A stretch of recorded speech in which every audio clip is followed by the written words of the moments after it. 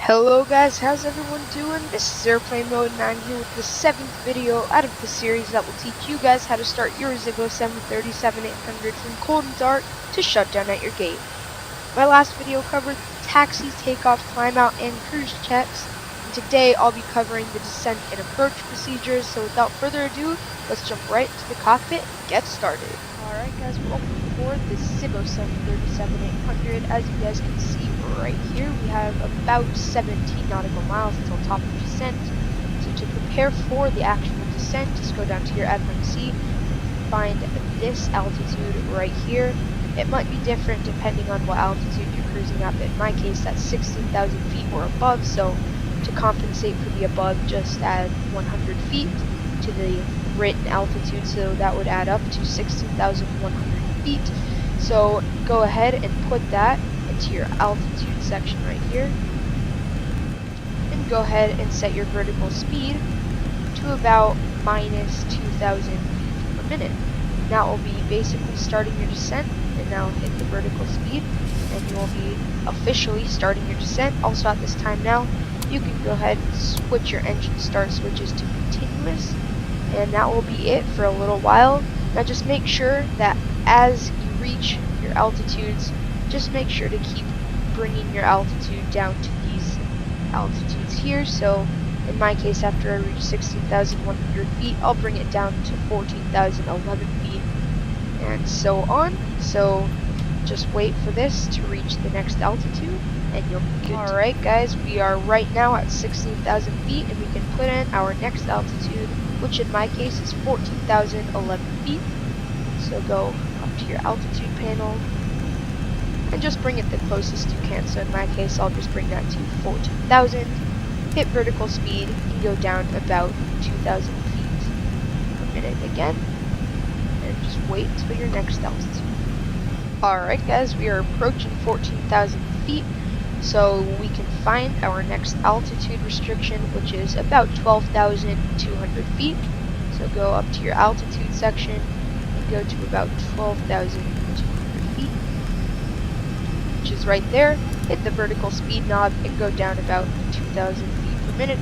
Also at this time, my FMC is telling me to lower my speed to 268 knots. So just go ahead up to your speed section and reduce your speed to 268.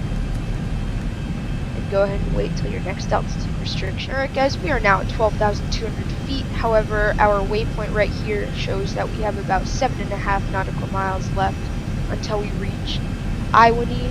So basically you're just going to have to wait until you reach Iwani before you can put in your next altitude restriction. So I'll see you then. Alright guys, we are now at Iwani, so we can put in our next altitude, which is 7,000 feet or above. So once again, to compensate for the above, just add about 100 or as much as you'd like. I'm just going to add 100 for this case, and that will tally up to 7,100 feet. So go ahead and put that into your altitude. Right there, hit the vertical speed button and go down at about 2,000 feet per minute. Alright guys, now that we are approaching 10,000 feet, we can go back down to our FMC, and now we have switched waypoints. So now we are at Gerd, and as you guys can see, we have 9.5 nautical miles left of that, but we can lower our speed down to 210 nautical miles per hour. So right there. Also at this time, you're going to want to put on your landing lights, just like so. At this time, we're going to want to set our altimeter. So to do that, once again, hit the M key on your keyboard.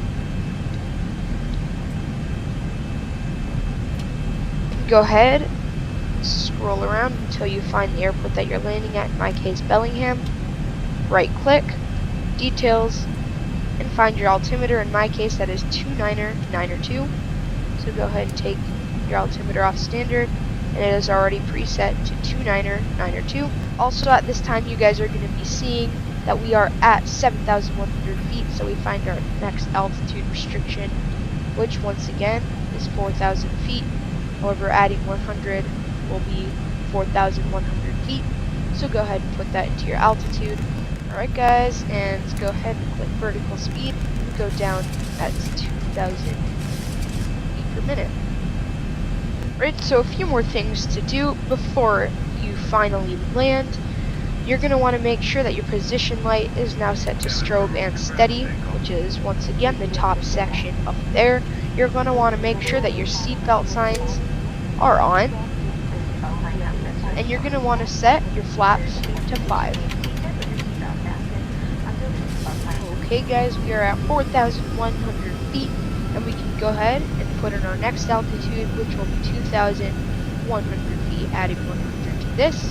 So go ahead and put 2,100 right there, and go ahead and go down at about 2,000 feet per minute. Okay guys, we are at 2,100 feet right now, and we can go ahead and put in 1,400 feet right here, because adding 100 to this will make that 1,400.